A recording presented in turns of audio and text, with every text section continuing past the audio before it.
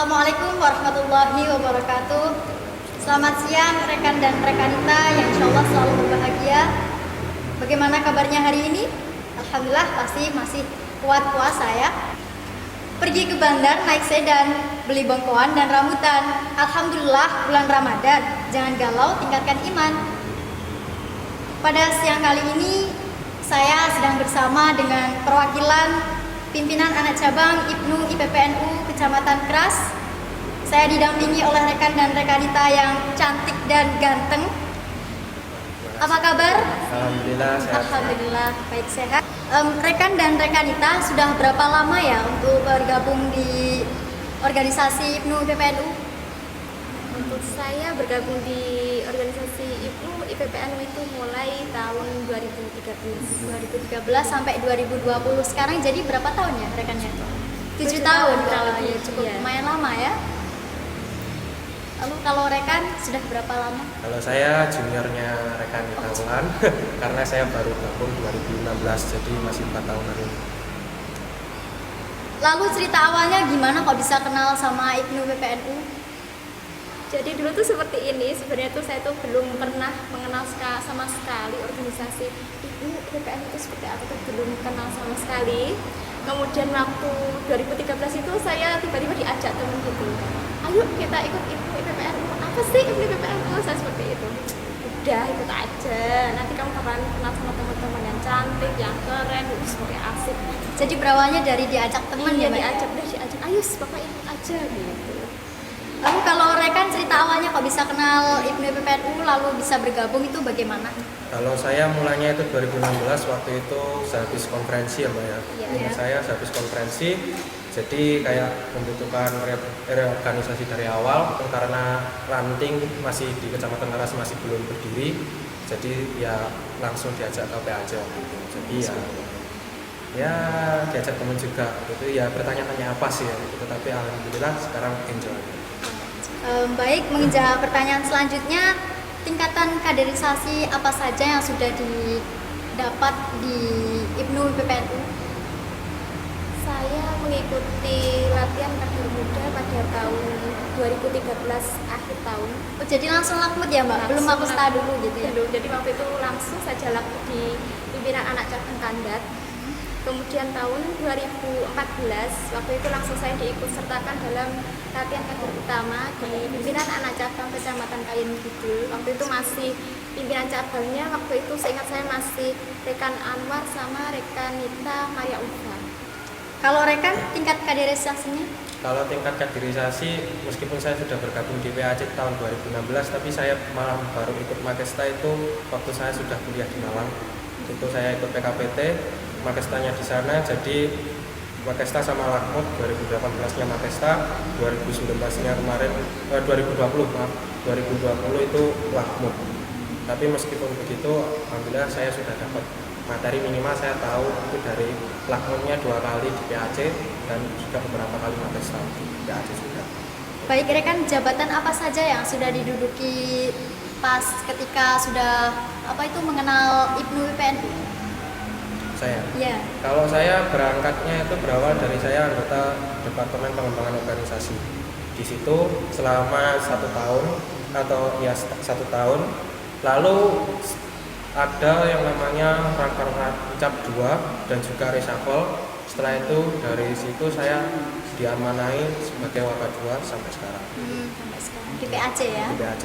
Kalau saya dulu awalnya sebagai anggota Departemen Kaderisasi, kemudian waktu Raker Ancap saya diamanai sebagai sekretaris IPPNU, kemudian setelah itu saya diamanai sebagai wakil ketua 1 sampai sekarang. Baik, itu tadi seputar profil pribadi dari pengurus rekan dan rekanita PAC IPNU IPPNU Kecamatan Kras. Pertanyaan selanjutnya seputar IPNU IPPNU Kecamatan Kras. Rekan dan rekanita ada berapa ranting di PAC Kras? Sebenarnya ada 20 ranting, tapi sampai sekarang yang masih aktif itu 16 ranting. Yang belum aktif, belum ber-SK itu 4 ranting. Kenapa kok bisa nggak aktif itu rekanita? Jadi begini, sebenarnya itu kadernya Jadi kita itu dari pimpinan anak cabang keras itu sudah berupaya untuk selalu koordinasi, Selalu merangkul ya? Iya, selalu konsolidasi, koordinasi dengan Banom ranting setempat yang belum ada itu IPPN-nya. Tetapi untuk mencari kadernya kan juga sulit, karena apa? Kondisi dari tempat, iya, kondisi dari masyarakat sendiri, terus juga dari kadernya kan banyak yang sekolah di lain wilayah, kemudian ada juga yang mondok, seperti itu. Ya, jadi kelemahannya juga di situ juga. Rumahnya dari salah satu ranting-ranting yang nggak bisa berdiri dengan yang besar itu tadi ya. Iya.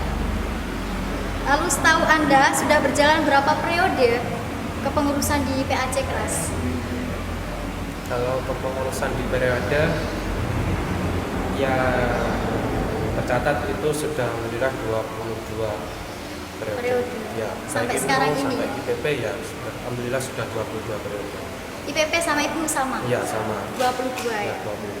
Lalu program apa saja yang ada di PAC Keras? Nah, karena ya programnya saya sebutkan ya, utamanya untuk Ramadan kali ini biar karena sebelumnya kita memiliki pondok Ramadan, bahkan untuk yang tahun kemarin itu kita alhamdulillah dipercaya oleh SMK Negeri 1 Keras untuk mengisi pondok Ramadan di sekolah. Dan juga karena kita ada di situasi pandemi yang seperti ini, kita membuat PRO atau program Ramadan online, yaitu satu khataman online, khataman Al-Quran secara online. Yang kedua yaitu ngaji Rotibul Hajat dan Nasolihul Ibad, itu setiap hari Jumat. Terus ngaji bincang organisasi itu hari Sabtu, dan juga hari Kamis juga ada ngaji juga, dan itu live streaming di Instagram PPNU PAC Keras. Jadi kita sudah belajar online lah. Jadi semuanya itu pindah online karena ya, ada sangkut pautnya karena COVID-19 ya, ini juga karena ya. sementara ini kita alihkan dulu ke situ, dan kalau pandemi ini cepat berakhir, insya Allah kita akan mengadakan yang namanya wasni. Secara offline ya. Ya, kalau Pindah offline. semoga cepat selesai pandemi. Ya, amin. Kita juga memperkenalkan sebagai salah satu bentuk kaderisasi, yaitu alhamdulillah kita bisa ziarah ke makam pendiri IPPNU di Jogja bulan Maret atau Februari. Maret ya Pak? Iya, bulan Maret. Itu terus dari program-program kami yang menjadi unggulan itu yang bisa Contoh oleh PAC PAC lain itu seperti ini. Diklat Tama. Oh, seperti itu. Diklat Tama CBP KPP. Kemarin kami melaksanakan Diklat Tama itu sempat diikuti dari PAC Nadiluwe ya. Nadiluwe ada, terus Ringan Rejo dan Wates. Sporcam jadi ya. Iya, Sporcam. Sporcam. Apakah sudah terlaksana jenjang pengkaderan di tingkat PAC? Pengkaderan alhamdulillah semuanya sudah ya Mbak ya. Sudah, Semuanya sudah. dari Makesta, Lafut alhamdulillah sudah terlaksana. Kalau boleh saya tahu, apa sih keunggulan dari PAC Keras sendiri itu? Apa saja keunggulannya yang paling menonjol atau yang bisa PAC Keras tunjukkan kepada PAC-PAC yang lain? Keunggulannya begini. Keunggulan dari PAC Keras sendiri seperti ini. Banyak dari kader PAC Keras itu yang berkedudukan di tingkat atas, seperti di wilayah, di pusat, alumni dari itu PPNU Keras sendiri. Itu tadi keunggulannya. Terus lalu apa saja kelemahan atau kendala dari PAC Keras sendiri? Kelemahan, kalau bicara kelemahan, setiap organisasi pasti ada. Yang pertama yaitu masih banyak kader kita yang kondisinya sekolah, dan mereka masih, istilahnya pandangan mereka itu lebih mementingkan sekolah juga. Atau memang mungkin belum mengenal atau enggak PPNU. belum mengenal secara jauh gitu. Jadinya mereka semacam, bukannya ya saya bilang setengah-setengah, tapi mereka masih berpikir ada prioritas lain gitu. Untuk yang kekurangannya seperti itu. Untuk yang lain mungkin sudah tercover semua selama periode yang saya ikuti.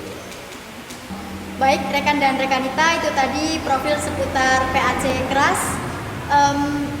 Saya beri waktu untuk rekan dan rekanita memberikan motivasi dan harapan PAC kalian, dan memotivasi rekan dan rekanita semuanya yang ada di rumah agar tetap semangat, tetap menjaga solidaritas terhadap rekan dan rekanita yang lainnya seperti itu. Monggo. Jadi motivasinya kepada rekan-rekan kita semuanya yang ada di rumah, yang jelas ialah jangan patah semangat. Kalian boleh lelah, kalian boleh capek, baik itu secara fisik maupun mental Anda, rekan-rekan kita semuanya. Tapi yang terpenting ialah Anda semuanya jangan berhenti. Ya, karena berhenti itu adalah bentuk dari kalian sudah putus asa. Padahal di IPMI PPNU kita kita belajar mengatasi semua permasalahan yang ada, baik secara dari pribadi maupun masyarakat sosial secara umumnya. Lalu kita berjuang dalam menghadapi segala godaan, segala cobaan yang ada, ujian.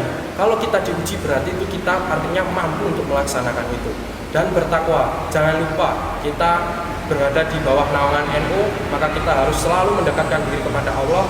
Semoga perjuangan kita menghasilkan yang terbaik untuk IPMI PPNU sendiri. Terima kasih. Lalu harapannya untuk PAC? Harapan saya terhadap PAC keras, ayolah rekan dan rekanita, ayo semangat terus untuk berIPNU IPPNU. Karena apa? Saya yakin dengan berIPNU IPPNU pasti skill potensi kalian akan tergali dan kalian harus mau dan mampu terus untuk berjuang di IPNU IPPNU, karena percaya balasan itu pasti ada, seperti itu. Baik, rekan dan rekanita, itu tadi motivasi dan harapannya dari PAC Keras. Perlu digarisbawahi bahwasannya motivasi untuk kita semuanya adalah jangan berhenti. Karena berhenti tadi seperti apa, Mas? Nah, berhenti itu artinya kita sudah menyerah dengan keadaan. Oh iya, berhenti itu keadaannya seperti kita sudah menyerah atau putus asa seperti itu. Rekan dan rekanita yang selalu berbahagia, senantiasa di rumah dan jaga kesehatan. Jangan lupa kemana-mana memakai masker dan selalu menerapkan social distancing. Sekian, selamat belajar, berjuang dan bertakwa. Wallahul muwaffiq ila aqwamit thoriq. Wassalamualaikum warahmatullahi wabarakatuh.